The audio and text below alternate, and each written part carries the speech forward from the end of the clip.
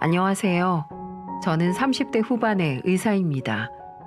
정형외과 전문의로 일하며 평범하게 살던 제가 어이없는 일을 겪게 돼서 이렇게 사연을 쓰게 됐어요. 사연을 쓰려고 돌이켜보니 참 드라마처럼 별일을 다 겪었다는 생각이 듭니다. 학창 시절에도 일탈 한 번 한 적 없던 제가 이런 황당한 일에 휘말리게 될 줄 누가 알았겠습니까? 그래서 인생은 오래 살고 볼 일이라고 하는 것 같네요. 일생의 화근은 성품 고약한 아내라고 하더니 제 인생의 화근을 몰고 온 사람은 예비 아내였던 사람입니다. 미는 도끼에 발등 아주 제대로 찍히고 말았죠. 의사라고 하면 배울 만큼 배웠을 텐데 왜 믿는 도끼에 발등을 찍혔나 싶으시죠? 저도 뉴스나 신문을 보면서 사기당하는 사람들은 다 멍청해서 당한다고 생각했어요. 그런데 사기치려고 작정한 놈을 누가 당하겠습니까? 제가 예비 아내를 만나게 된 건 운명 반, 우연 반으로 만나게 됐습니다. 그때는 지금의 모습을 상상도 못할 만큼 단아하고 조신했던 사람이었어요. 그날은 친구와 선술집에서 힘든 하루를 한 잔 술에 털어내고 있던 날이었습니다. 그때 같이 술을 마셨던 친구는 유독 여자를 좋아하던 친구였어요. 자주 가던 선술집에 앉아 둘이서 대화하며 술을 마시고 있는데 친구가 옆 테이블을 의식하는 듯 보였어요. 전 조용히 술이나 마시고 가자고 했지만 친구는 이미 옆에 있던 여성분들에게 합석하자며 말을 걸고 있었어요. 처음에는 친구를 말렸는데 옆좌석에 있던 예비 아내와 처음으로 마주치게 됐습니다. 예비 아내의 첫인상은 단아하고 조신했고 수줍게 웃는 모습이 매력적이었어요. 그렇게 둘이서 즐기던 술자리가 넷이서 마시는 자리로 변했습니다. 술을 마시다 낯선 사람과 합석을 하게 된 건 처음이라 어색하기만 하더라고요. 친구는 그런 분위기를 풀며 대화를 시도했고 저도 용기 내어 예비 아내에게 말을 걸었죠. 저희가 괜히 친구분과 술 마시는데 방해한 건 아닌가 모르겠네요. 아니에요. 둘이서 이제 할 얘기도 없었는데 이런 자리도 즐겁네요. 저의 말을 들은 예비 아내는 수줍게 웃으면서 대답했어요. 그날 넷이서 앉아서 술도 마시며 즐거운 대화를 나누게 됐습니다. 처음 본 사이인데도 대화는 물 흐르듯 자연스러웠고 선술집의 영업 종료 시간까지 떠들게 됐습니다. 선술집을 나와 집으로 가기 전 저는 용기 내어 예비 아내에게 번호를 물어봤죠. 예비 아내는 제가 번호를 물어보자 흔쾌히 자신의 번호를 알려주며 연락하라는 말까지 남겼습니다. 그날 이후 저희는 따로 만나는 횟수가 늘었고 자연스럽게 연애를 시작하게 됐어요. 이렇게 관계가 발전할 수 있었던 건 대화가 너무 잘 통했기 때문이죠. 저희는 오랜 시간 알고 지낸 사이처럼 서로 통하는 게 많았습니다. 그 당시 예비 아내는 동대문에서 옷가게를 운영하고 있었어요. 사실 서로 너무 다른 업종에서 일하고 있어서 안 맞는 부분이 조금은 있겠다 싶었죠. 하지만 예비 아내는 항상 저를 먼저 생각해 주면서 배려를 해주는 사람이었습니다. 게다가 연애 1년 차쯤에는 저희 집 부모님 생신도 챙기기까지 했어요. 너무 바빠서 어머님 생신을 당일에 알게 됐던 적이 있었는데 선물을 어떤 걸 드려야 하나 고민이 많았습니다. 그런데 이런 제 고민을 듣자 예비 아내는 씩 웃으며 제게 말하더군요. 요즘 바쁜 것 같길래 내가 미리 어머님께 어울릴 만한 옷 좀 사봤는데 직접 준비한 것처럼 드려. 그럼 엄청 좋아하실 거야. 우와, 언제 이런 걸 다 준비했어. 정말 고마워. 요새 바빠서 날짜 가는 줄도 몰랐어. 지난번에 오늘 어머님 생신이라고 식당 예약하는 것 같길래 혹시 몰라서 준비했는데 이렇게 잘 쓰일 줄 몰랐네. 이렇게 예비 아내는 작은 것 하나 놓치지 않고 챙겨주는 사람이었어요. 이런 사람을 늦은 나이에 우연히 만날 수 있다는 게 저는 너무 꿈만 같았죠. 정말 인연이라는 게 있다면 예비 아내와 저는 운명이라는 생각까지 들게 만들 정도였습니다. 저는 예비 아내를 놓치고 싶지 않다는 생각까지 들었고 연애가 1년 반 정도 됐을 무렵 프로포즈를 했어요. 예비 아내는 눈물을 가득 머금고 제 프로포즈를 거절했습니다. 평소 싸움 한번 해본 적 없는 사이라 예비 아내에게 왜 결혼을 망설이냐고 물었어요. 그랬더니 예비 아내는 제게 이렇게 말하는 겁니다. 나도 결혼하고 싶지. 그런데 우리 집 가진 재산도 없고 하나뿐인 딸 시집 간다고 챙겨줄 게 있는 집도 아니야. 지금 결혼하기에는 내가 너무 가진 게 없어. 부족한 건 살면서 채워가자. 내가 잘할게. 앞으로 사는 동안 당신이 부족하다는 생각 들지 않도록 내가 노력할게. 우리 같이 노력해서 채워나가자. 저는 두려워하는 예비 아내에게 같이 노력하자며 손을 내밀었고 예비 아내는 제 손을 잡으며 고맙다며 눈물을 보였습니다. 그 이후 저희는 결혼 준비를 하게 됐어요. 부모님은 예비 아내와 결혼을 한다는 말에 진심으로 기뻐하셨습니다.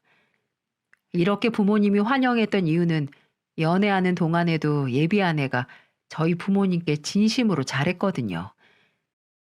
그리고 얼마 뒤 예비 아내와 저희 부모님께 인사를 드리기 위해서 식당으로 갔습니다. 저희 어머니는 저와 예비 아내를 보자 한박 웃음을 지으며 말씀하셨어요.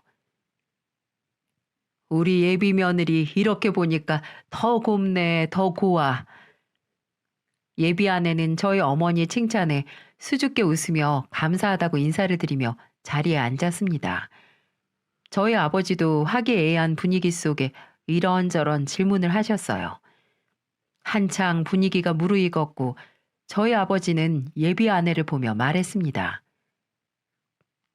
혹시 결혼 준비하다가 부족한 게 있으면 나한테 편하게 말해. 결혼식은 신부가 행복해야지. 감사합니다. 저는 소박한 결혼식도 좋아요. 이렇게 좋은 시댁이 생긴다고 생각하면 너무 설레고 기뻐요. 부모님께서는 예비 아내 형편이 좋지 않다는 걸 알고 계셨고 혹시나 예비 아내가 돈 때문에 하고 싶은 걸 못하게 될까봐 미리 배려해주며 말씀하셨습니다. 하지만 연애를 1년 반 정도 하는 동안 한 번도 다툰 적이 없었는데 잦은 싸움을 하게 됐어요. 원래 한 번도 안 싸운 커플도 결혼 준비하면서 많이 싸운다고 하죠. 그런데 예비 아내는 그동안 제가 알던 모습과는 사뭇 다른 모습으로 싸움을 만들었습니다. 예비 아내는 저희 부모님을 만나서 인사도 드렸고 이런저런 이야기를 했지만 저는 예비 처가댁을 한 번도 보질 못했어요. 그래서 저는 이대로 차일피일 예비 처가댁과 인사를 나눌 수 있는 자리를 미루는 예비 아내에게 나를 잡고 물었습니다. 저는 예비 아내에게 예비 장인어른과 장모님이 바쁘시면 예비 처가댁으로 가서 인사드리자고 했어요. 그런데 아내는 정색을 하면서 제게 이렇게 말하는 겁니다. 인사를 왜 꼭 집에서 하려고. 내가 적당한 식당 알아볼게. 남이 우리 집에 오는 거 별로 안 좋아해.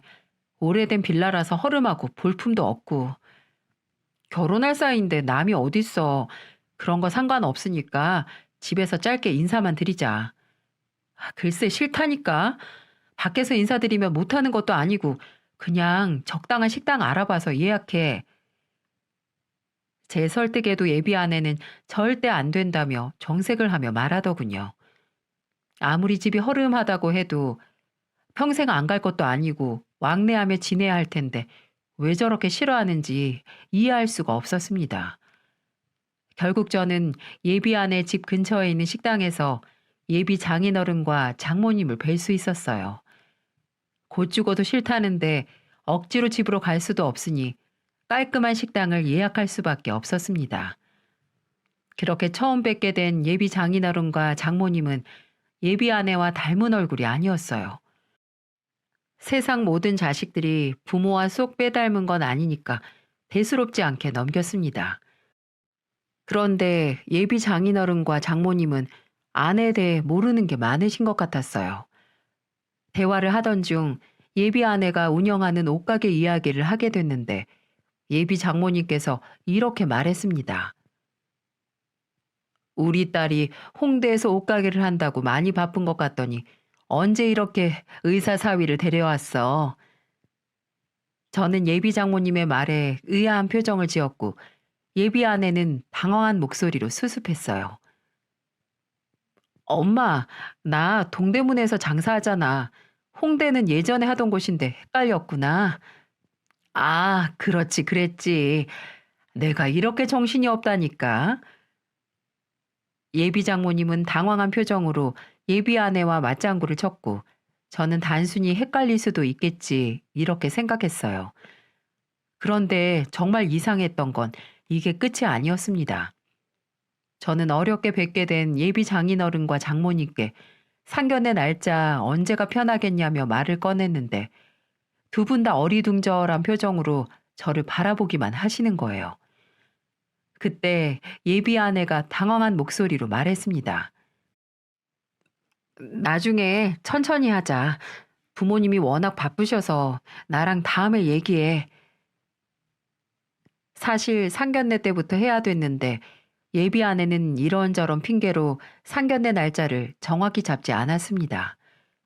그래서 결국 저는 예비 장인어른과 장모님을 뵙고도 상견례 날짜를 잡지 못했어요. 하지만 이후에도 상견례 날짜는 잡기 어려웠고 예비 아내는 제게 이렇게 말했습니다. 고향에 할아버지가 아프셔서 우리 부모님 당분간 지방에 가셔야 될 것 같아. 그냥 날짜는 시어머님이랑 아버님 의견에 따르자. 저는 예비 아내의 말에 의아했지만 일이 생겼다니 어쩔 수 없이 저희 부모님들께서 나를 잡아주셨어요. 주변에 먼저 결혼한 친구와 이 상황에 대해 이야기를 해봤는데 주변에서는 날짜 잡는 걸로도 많이 싸우는데 차라리 그게 좋은 거라며 말하더군요. 그래서 저는 차라리 이게 나은 건가 싶었어요. 그래서 그냥 그러려니 하고 넘어갔죠. 하지만 이건 시작에 불과했어요. 심지어 예비 아내는 제가 모르던 사람으로 변해만 가는 것 같았습니다. 처음에 저희가 결혼을 준비할 때 예비 아내는 가진 게 없어서 결혼식도 작게 해야 될 것 같다며 걱정을 하곤 했어요. 저도 처음에는 돈으로 너무 스트레스를 받는 것 같길래 한 번뿐인 결혼식이니까 분수에 맞게 기본적인 건 챙겨가며 하자고 했습니다. 그때부터 예비 아내는 작정이라도 한 사람처럼 결혼 준비를 위해서 이것저것 다 하기 시작했어요. 어느 날 갑자기 병원에서 일하고 있는데 예비 아내는 신이 난 목소리로 이렇게 말했습니다. 아는 언니가 결혼할 때 다니던 피부관리샵 지금 결혼식 한 달 앞둔 사람들은 할인해 준대. 나도 신부 관리 한번 받아볼까 하는데 500만 원만 보내줘. 갑자기 500만 원을? 우리 예산도 빠듯한데 꼭 해야 되나? 그런 거 안 받아도 충분히 예뻐. 남들처럼 기본적인 건 하자며. 내 주변에 신부 관리 안 받고 결혼식 하는 사람 한 명도 없어. 나도 하고 싶어. 저는 예비 아내의 갑작스런 제안에 당황하고 말았어요. 최대한 둘이 모은 돈으로 해야 하는데 500만 원이나 되는 피부 관리를 받겠다며 고집을 부리기 시작하더군요. 예비 아내가 하고 싶다는 건 해주고 싶었지만 피부 관리를 꼭 해야 하나 싶었어요. 그래서 저는 예비 아내에게 500만 원짜리는 안 된다며 단호하게 말했습니다. 대신 피부과에서 일하고 있는 동기를 통해서 간단한 관리 정도는 해줄 수 있다며 말했죠. 하지만 예비 아내는 성에 안 차는 듯한 목소리로 한숨을 내쉬었어요. 그리고 제게 화가 잔뜩 난 목소리로 이렇게 말하더군요. 다 해줄 것처럼 그러더니 돈이 그렇게 없어? 됐다, 됐어. 말을 말자. 결국 화가 잔뜩 난 채로 예비 아내는 전화를 끊어버렸고 저야말로 갑작스런 상황에 어이가 없었어요. 예비 아내와 가게 문을 닫고 집으로 데려다 주며 예비 아내에게 말했죠. 피부 관리는 우리가 결혼 준비할 때 예산으로 빼둔 게 없으니까 그냥 동기 가는 피부과에서 간단하게 시술만 받아. 내 친구들은 다 한 달 동안 관리받고 결혼식 올렸는데 됐어. 그럼 나 차 한 대만 뽑아줘. 하루 종일 옷가게에서 씨름하다가 버스 타고 가는 것도 지치고 힘들단 말이야. 저는 예비 아내가 하는 말이라고는 도무지 믿을 수가 없었어요. 검소하고 착했던 아내가 남들처럼 결혼하겠다고 노골적으로 원하기 시작했습니다. 더 이상 참을 수 없던 저는 예비 아내에게 이렇게 말했죠. 내가 최대한 남들처럼 결혼식 준비하려고 예산에서 빠듯하게 하고 있는데 정말 너무한 거 아니야? 아직 상견례도 못했는데 무슨 차를 해달라는 거야? 순서가 뭐가 중요해?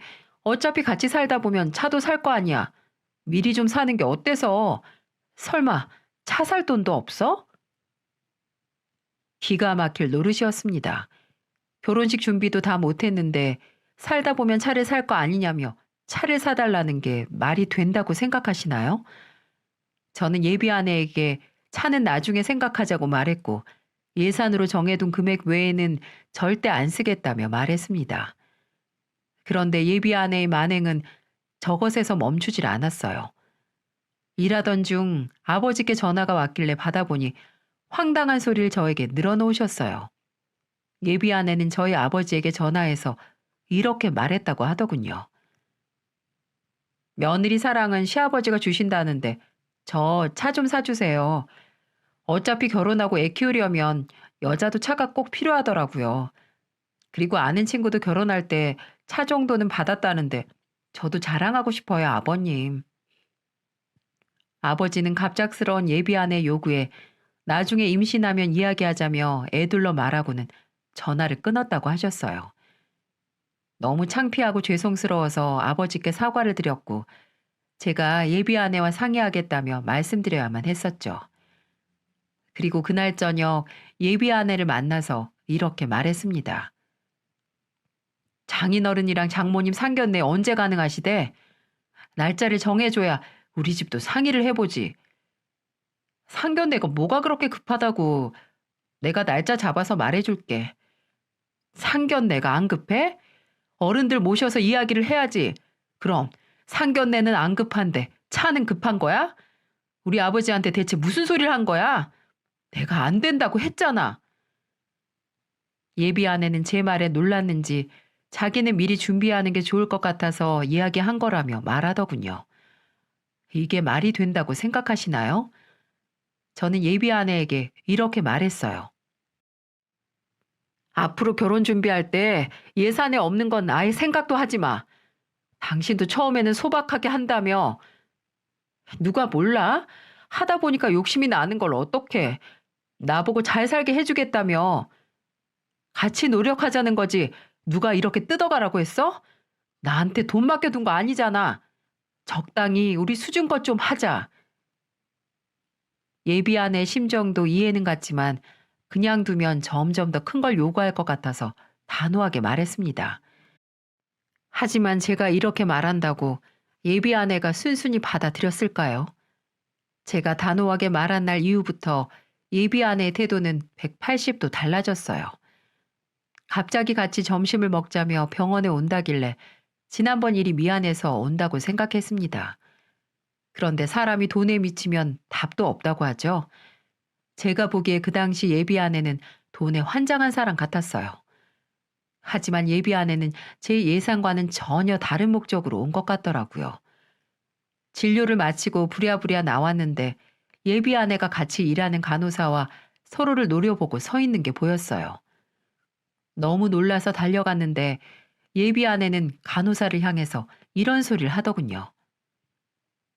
내가 이 병원 정형외과 전문의 아내 될 사람인데 소파에 다리를 걸치고 있던 말던 무슨 상관이에요? 환자분들 왔다 갔다가 하는 곳에서 그러시면 안 된다고요. 무슨 상황인가 싶어서 물어보니 상황은 이랬습니다. 예비 아내는 진료 대기실에서 신발을 신은 채로 소파에 다리를 쭉 펴고 앉아 있었고 그걸 본 간호사가 말렸더니 화를 내고 있던 거였어요. 저는 간호사에게 대신 사과를 하고 예비 아내를 끌고 밖으로 나와버렸죠.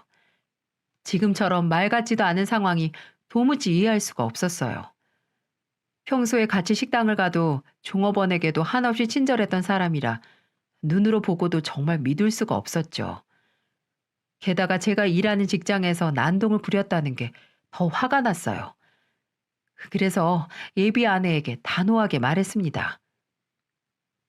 내가 일하는 병원에서 대체 못하는 짓이야? 전현이 나한테 이래라 저래라 하잖아. 왜 알지도 못하면서 나한테 화를 내는데? 애도 아니고 누가 소파에 다리를 올려놓고 앉아 있어. 병원이 무슨 당신 안방이야?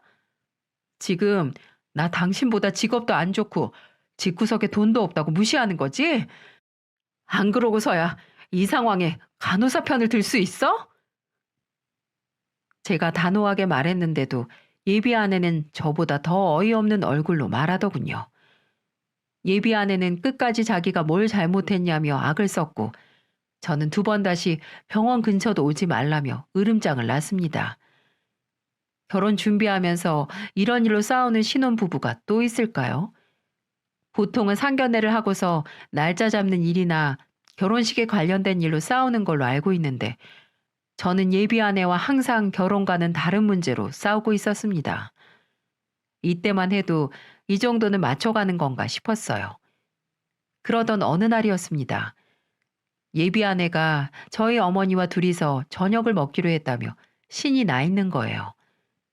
그동안 예비 아내의 행동이 내심 불안했지만 평소에도 저희 어머니는 예비 아내와 친하게 지냈던 사이라 그러려니 했습니다. 하지만 불길한 예감은 현실로 나타났어요. 일을 마치고 집으로 갔는데 저희 어머니가 아버지와 큰 소리로 싸우는 것 같았습니다. 그래서 안방으로 가보니까 어머니와 아버지가 돈 얘기를 하며 싸우는 것 같더라고요. 저는 자라면서 어머니와 아버지가 싸우는 모습을 단 한 번도 본 적이 없는데 그날따라 두 분이 돈으로 싸우는 게 이상했어요. 제가 아버지를 말리며 무슨 일로 싸우시냐고 물었더니 아버지는 화를 내며 말하셨어요. 투자를 해본 적도 없는 사람이 무슨 투자를 한다고 2천만 원이나 하겠다는 거야? 진짜 확실한 정보라는데 우리가 듣고도 안 하면 손해보는 거잖아요. 누가 그렇게 확실하다는데 투자 한번 해본 적도 없는 당신이 알 정도면 온 동네가 다 알겠지. 어머니는 평소 투자에 전혀 관심이 없으셨는데 그날따라 투자를 하겠다며 2천만 원이나 달라고 하는 겁니다. 저도 너무 이상해서 어머니께 집요하게 물어봤죠. 어머니께서는 한참을 대답을 못하시다가 안절부절하며 말하셨어요. 아니, 오늘 며느리 될 애랑 밥 먹는데 걔가 확실하다고 자기 부모님도 투자해서 돈 벌었다면서 알려주길래 그리고 친구들은 시집가면서 명품 가방 다 받았다고 말하는데 돈이라도 벌면 하나 사줄 수 있나 싶어서 그렇지. 저는 예비 아내에게서 단 한 번도 투자 관련 이야기를 들어본 적이 없는데 갑자기 어머니가 투자 정보를 들었다고 하니까 기가 막힐 노릇이었어요. 게다가 명품 가방 이야기까지 꺼냈다니 어이가 없더라고요. 이게 어딜 봐서 소박한 결혼 준비라고 느껴지시나요? 그래서 어머니께 제가 알아보겠다고 말씀드리고는 절대 하지 말라고 말렸습니다. 계속된 설득에 어머니도 수긍하셨고 일단락됐죠. 저는 방으로 가서 바로 예비 아내에게 전화해서 이렇게 말했습니다. 우리 어머니한테 무슨 투자를 말한 거야? 장인어른이랑 장모님 이야기는 뭐야 또? 아, 우리 부모님이 이번에 투자해서 돈 좀 버셨길래 내가 추천해드렸어. 내가 내일 처가댁 가서 장인어른이랑 장모님이랑 얘기 좀 해봐야겠다. 왜 또 집으로 온다고 난리야. 내가 알려준 정보로 그냥 투자하면 되잖아. 나한테 2천 주면 돈 벌게 해준다니까. 그동안 예비 아내와 결혼 준비를 하면서 이상한 점이 한둘이 아니었지만 제일 이상했던 건 절대 예비 처가댁을 안 보여준다는 거였어요. 그래서 제가 내일 당장 가서 찾아뵙겠다고 하니까 또 못 오게 막는 겁니다. 예비 처가댁 한 번도 안 가본 예비 사위가 말이 되나요? 예비 아내는 저희 집에 와본 적이 있는데 저는 단 한 번도 가본 적이 없었거든요. 제가 집으로 간다고 할 때마다 예비 아내가 막아서 못 가고 있었습니다. 결국 예비 아내와 통화를 했지만 예비 처가댁을 갈 수는 없었어요. 다음 날 예비 장인어른과 장모님을 또 집 근처 카페에서 만나게 됐습니다. 항상 예비 처가댁은 갈 수 없었는데 밖에서 만나는 건 자주 만났어요. 저는 그동안 쌓였던 걸 장인어른에게 다 말했습니다. 이런 말씀 안 드리고 싶었는데 저희끼리 결혼 준비하는 게 돈이 조금 부족해요. 집 계약했더니 비용이 빠듯해서요. 장인어른이 좀 도와주세요. 예비 아내가 저희 부모님께 노골적으로 대놓고 차를 해달라고 하거나 돈 이야기를 했던 게 참을 수가 없어서 저도 대놓고 장인어른께 돈 이야기를 꺼내버린 겁니다. 솔직히 예비 아내 도움으로 돈도 벌었으면 해줄 수 있는 게 아닌가 싶었어요. 저희 부모님은 신혼집 마련하는데 도와주셨는데 어느 정도는 예비 처가댁에서 해줄 수도 있다고 생각했어요. 그런데 예비 아내가 저에게 정색을 하며 나가서 이야기하자며 저를 끌고 나가더라고요. 밖으로 나오자 예비 아내는 저를 노려보며 격앙된 목소리로 말했습니다. 그 돈 벌었다는 얘기 듣고 그러는 거야? 우리 집 하루 벌어서 하루 먹고 살아. 그 돈도 대출받아서 투자한 건데 남은 돈이 어딨어? 그럼 우리 집에도 돈 얘기를 꺼내질 말아야지. 당신 우리 부모님한테 돈 얘기 왜 그렇게 쉽게 하는데? 차에 가방에 갖고 싶은 게 그렇게 많은데 그동안 어떻게 살았어? 좋은 정보를 알려줘도 못 받아 먹으니까 그런 것도 못 해주지. 다른 집 좀 봐. 나처럼 아무것도 안 받고 빈손으로 덜렁 시집 가는 사람 있는지. 이게 지금 말이 된다고 생각하시나요? 제대로 숟가락만 들고 시집 오려는 사람이 누군데 빈손으로 시집 가는 게 불만이라는 건지 이해가 안 갔습니다. 저는 결국 예비 아내에게 계속 이런 식이면 이 결혼 진행 못한다며 단호하게 말했죠. 그랬더니 예비 아내가 갑자기 어떻게 했는 줄 아세요? 제가 결혼 못하겠다고 하니까 울면서 저한테 매달리면서 말했습니다. 잘못했어. 내가 결혼 준비한다고 여기저기 알아보다가 남들 다 한다니까 부러워서 그랬어.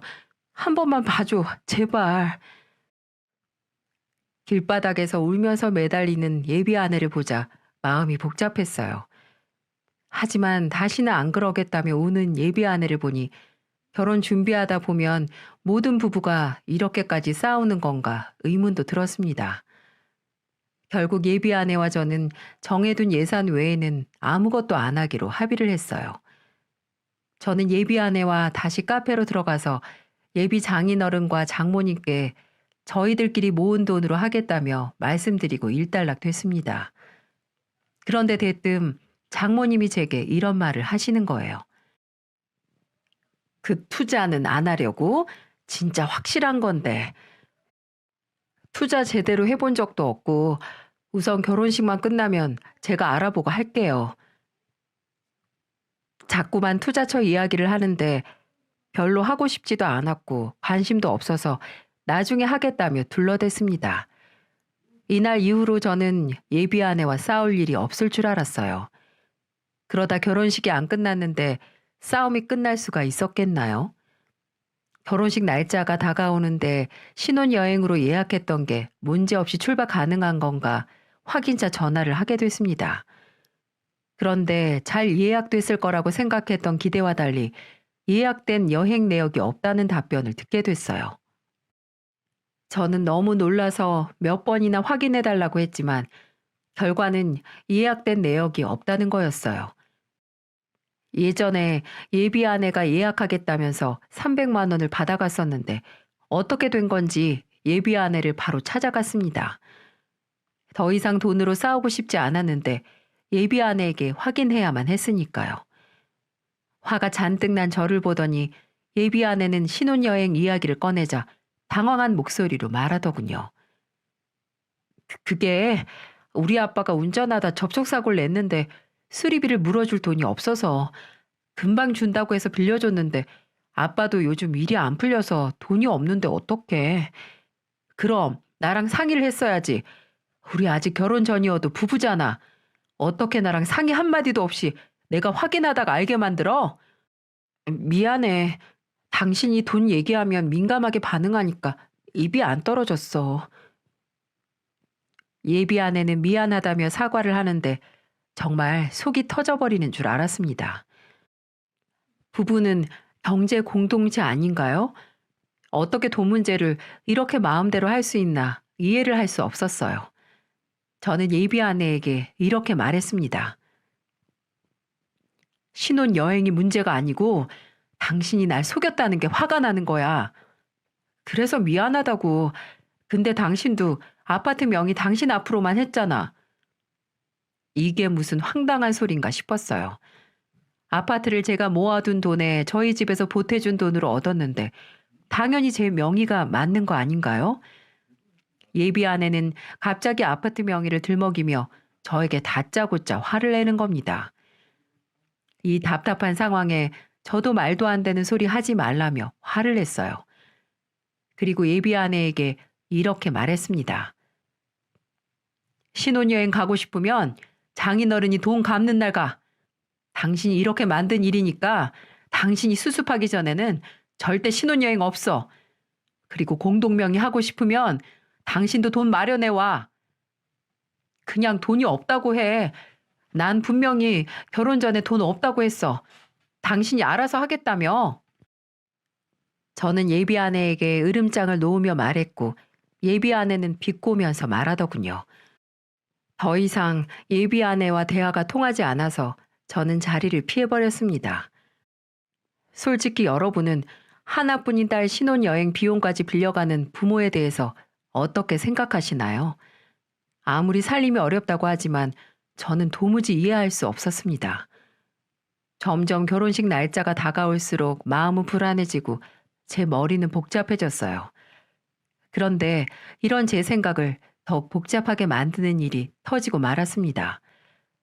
결혼식 몇 주 전 친한 동기들과 예비 아내가 모여서 같이 밥을 먹은 적이 있었어요. 먼저 결혼한 친구들과 신혼 이야기도 하며 즐거운 시간을 보내고 있었죠. 한 친구가 결혼하고 아이가 생기니까 돈이 더 많이 들어간다며 한탄을 하고 있었어요. 그런데 갑자기 예비 아내가 건수라도 잡은 듯 눈을 반짝이며 말하는 겁니다. 저기 상철 씨, 제가 진짜 확실한 투자 정보 아는데 저한테 2천만 원만 투자해 주시면 제가 2배 넘게 벌어드릴게요. 원래 이런 건 장사했던 사람들이 더 잘하는 거 아시죠? 갑작스러운 예비 아내의 말에 분위기가 싸해졌고 다들 서로 눈치만 보고 있었어요. 그 자리에서 눈치 없이 떠들고 있는 건 아내뿐이었어요. 저는 예비 아내에게 그만하라며 말렸지만 예비 아내는 제가 말려도 소용없다는 듯 더 신이 나서 떠들더군요. 이거 진짜 확실해서 제가 절친분들한테만 말씀드리는 건데 애 클수록 더 돈 많이 들어갈 텐데 저 한번 믿어보세요. 결국 예비 아내를 끌고 나왔고 저는 예비 아내에게 화를 내며 말했습니다. 내 친구들한테 무슨 소리야? 왜 자꾸 그놈의 투자 얘기를 하는데? 진짜 확실한 거니까 그렇지. 다들 바보 아니야? 2배로 해준다는데 왜 투자를 안 해? 누가 당신을 믿고 투자를 해? 돈 300이 없어서 신혼여행도 못 가면서. 지금 그 얘기가 왜 나와? 그리고 따지고 보면 당신도 돈 없잖아. 그러니까 나 차도 못 사주고 가방도 못 해주고 남들은 피부 관리도 받고 간다는데 당신이야말로 그런 거 받을 능력도 안 되는 사람인데 뭘 바라는 건데? 건수 잡은 사람처럼 눈에 쌍심지 켜고 달려들지 말고 제발 좀 가만히 있어. 예비 아내에게 제발 가만히 있으라며 화를 내고 다시 들어왔어요. 그런데 예비 아내가 화장실 간 사이 친구 하나가 저에게 이렇게 말하는 겁니다. 네 와이프, 네가 일하는 병원 직원들한테도 투자 이야기 한다더라. 모른 척 할까 했는데 오늘도 이렇게 투자 얘기할 줄 몰랐어. 네가 좀 말려봐. 저러다가 사고 치면 너도 손해야. 저는 친구의 말에 더 생각이 복잡해졌어요. 이런 여자와 결혼을 해야 되는지 말아야 하는지 답답할 따름이었습니다. 그래서 저는 집에 오자마자 전화로 파혼을 하자고 화를 냈죠. 나 당신 같은 여자랑 도저히 결혼 못하겠다. 파혼해. 너 때문에 내가 얼굴을 들 수가 없어. 내가 잘못했어. 난 정말 좋은 뜻으로 말한 거라고. 다시는 안 그럴게. 정말 마지막으로 믿어줘.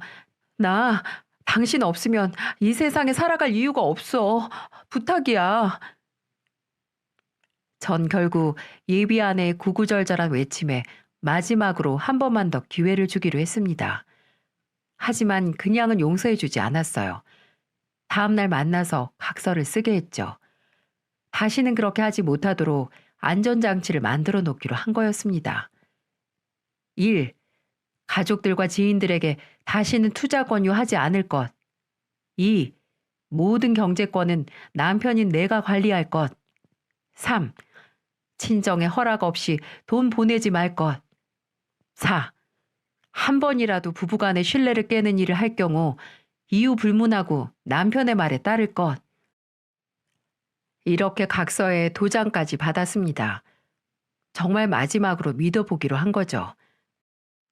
하지만 사기꾼들은 괜히 사기꾼들이 아니더라고요.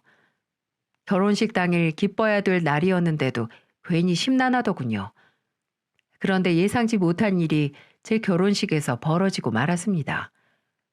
결혼식 당일 나름대로 마음을 가다듬으며 씩씩하게 신랑 입장을 마쳤어요. 그리고 뒤이어 신부 입장이 시작됐는데 예비 아내가 중간쯤 걸었을 때 어디선가 비명소리가 들렸습니다. 내 인연! 식장 안에 있던 모든 사람들이 소리에 놀라 소리가 난 곳을 쳐다보니 이모께서 중간에서 일어나 예비 아내를 보고 큰 소리로 소리를 치고 있는 겁니다. 예비 아내는 일어서 있는 이모와 마주치자 들고 있던 부케까지 떨어뜨리며 무척 불안해하며 놀란 모습이었고요. 예비 아내는 몸을 벌벌 떨며 다리에 힘이 풀렸는지 주저앉아 버렸고 이모는 소리를 지르며 예비 아내에게 뛰어오며 또다시 소리를 지르며 말했어요. 네가 감히 내 조카랑 결혼을 해? 이 미친년이 뻔뻔하기도 하지. 짐승은 사람하고 결혼하는 게 아니야. 너 오늘 잘 걸렸다. 이모는 예비 아내에게 달려들었고 주저앉아 있던 예비 아내는 뛰어오는 이모를 보고 수스라치게 놀라며 도망치려고 했지만 이모에게 잡히고 말았습니다. 갑작스런 상황에 놀라서 이모와 예비 아내에게 달려갔는데 이모는 예비 아내의 머리채를 잡고 흔들면서 말하더군요. 야, 새끼들 떼놓고 넌 팔자 고치겠다고 웨딩드레스를 입어? 그것도 내 조카랑? 저 사람들 네 부모도 아니잖아. 또 어디서 데려온 거야? 아주 지능적이네 이거. 저는 이모의 말에 놀랐고 예비 장인어른과 장모를 봤는데 도망치려는 것 같았습니다. 황급하게 저는 두 사람을 붙잡고 저는 뭐 하는 사람들이냐며 따져묻기 시작했어요. 얼굴을 보니 이모 말이 100% 맞다는 확신이 들었거든요. 당신들, 우리 이모 말이 사실이야? 당신들 정체가 뭐야? 저희는 아무 죄 없어요. 돈 받고 시키는 대로 할 뿐이었어요. 이러지 마세요. 우리도 이 나이 먹고 마땅한 직업이 없어서 알바 대행하는 겁니다. 근데 저희도 저 여자가 사기꾼이라는 건 정말 몰랐습니다. 저희도 양심이 있는 사람들이라고요. 뭐라고요? 근데 알바면서 뻔뻔하게 진짜 부모님처럼 행동을 했다고요? 그랬던 겁니다. 애초에 예비 아내의 부모님인 줄 알았던 사람들은 대행 알바로 온 사람들이었어요. 이날을 위해 몇 날 며칠을 연기 연습하고 나왔다고 하더군요. 게다가 이모가 예비 아내에게 저렇게 화냈던 이유는 이모에게는 가족만큼 친한 30년 지기 친구가 있었는데 그 친구의 아들과 이혼했던 사람이 바로 예비 아내였기 때문이었어요. 그런데 왜 이혼한 여자에게 저렇게 화를 내냐고요? 다 이유가 있었습니다. 합의 이혼이었다면 이모가 저렇게 화를 내셨겠어요? 바로 기가 막힌 속사정이 따로 있었죠. 예비 아내는 이모 친구 아들과 결혼해서 자식을 2명이나 낳고 살다가 7억이나 뜯어먹고 도망을 쳤던 거예요. 바로 투자 사기를 하고 더 이상 뜯어먹을 게 없게 되자 도망쳤던 겁니다. 아이들마저 쓰레기처럼 버린 채로 말이죠. 이미 그 집안은 예비 아내로 인해 풍비박산이 난 상태라고 하더군요. 그 집안 시부모 남편 일가 친척들 돈을 사기친 예비 아내로 인해 예비 아내 전 남편은 극단적인 선택까지 하고 말았다고 했습니다. 다행히 목숨을 건지긴 했지만 그 후유증으로 인해 거의 폐인이나 다름없는 생활을 하고 있다고 했고요. 정말 그 이야기를 듣는데 기가 막힐 일이었어요. 더 이상 제 눈에는 아내로 보이지 않았고 더러운 쓰레기로 보일 뿐이었어요. 전 울분을 토하며 예비 아내에게 가서 말했어요.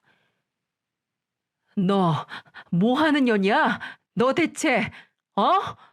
아, 그래서 그렇게 투자하라고 내 주변 사람들을 쑤시고 다녔던 거야? 여보, 잘못했어. 이거 다 오해야. 내가 다 설명할게. 제발. 예비 아내가 저에게 여보라고 하자 이모는 더 화난 목소리로 사기꾼 년의 등을 때리며 말했습니다. 자식들 버리고 돈 좀 뜯어먹었으니까 멀쩡한 의사 만나서 팔자 좀 고치고 싶었어? 네가 그러고도 인간이야? 이 똥물에 튀겨 죽여도 아까울려나.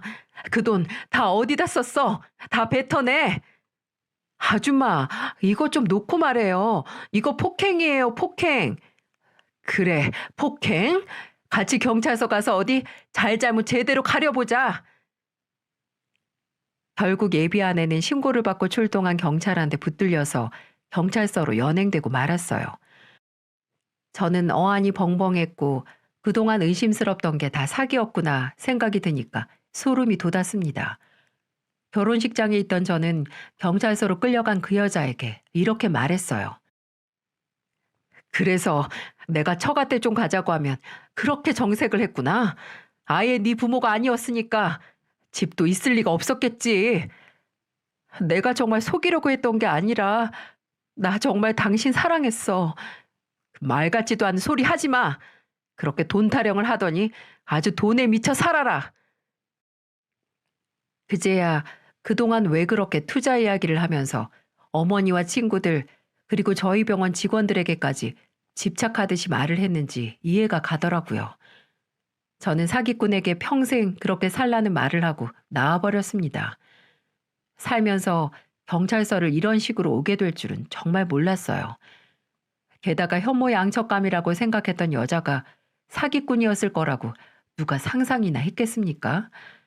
까딱 잘못하면 정신 나간 사기꾼이 깔아둔 판에서 아무것도 못하고 발목 붙잡힐 뻔했던 겁니다. 정말 하늘이 도왔다는 생각까지 들더라고요. 제 결혼식이 이렇게 될 거라고 상상이나 했겠습니까? 소식을 들은 예비 아내 전 남편과 그 가족들은 미친 사기꾼을 사기죄로 고소했어요. 나쁜 년, 너 잘 만났다. 우리가 너한테 그렇게 잘해줬건만 자식 새끼들도 버리고 야반도주를 해? 네가 그러고도 사람이야? 너 하나 때문에 우리 가족 풍비박산 났어.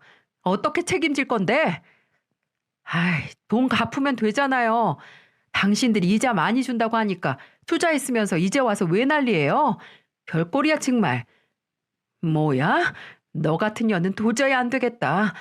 그래도 우리 손주들 애미라서 진심으로 반성하고 뉘우치면 용서해줄 생각도 있었는데 넌 아무리 봐도 이 사회에서 아예 매장을 시켜야겠어. 사람하고 짐승하고 무슨 차이가 있는 줄 아니? 짐승은 먹을 것만 주면 무슨 짓이든 하지만 사람에게는 양심이라는 것이 있어서 자신이 잘못하면 뉘우칠 줄 아는 게 사람이야. 이 말은 넌 짐승보다 못한 년이란 말이야. 두고 봐. 네 죄 끝까지 내가 물고 늘어질 테니까. 이모의 친구분, 그러니까 예비 아내 전 시모는 그날 이후 모든 증거들을 모아 고소를 진행했고 결국 사기죄가 인정돼 교도소에 들어가게 됐습니다. 본인이 정말 감옥에 들어간다는 사실을 알고 나서야 뒤늦은 후회와 잘못을 빌기 시작하더군요. 하지만 그때는 이미 늦은 때였습니다. 아무도 예비 아내를 위로해 준 사람이 없었고 모든 사람이 차가운 시선을 보낼 뿐이었어요. 결국 파혼을 하게 된 저는 속이 다 후련했습니다. 이런 여자와 100년 가약을 맺을 뻔했으니 지금도 아찔하기만 합니다. 정말 옛날 조상님들이 하시는 말처럼 사람은 죄를 짓고 살면 발 뻗고 못 잔다는 말이 틀린 말이 하나도 없더라고요.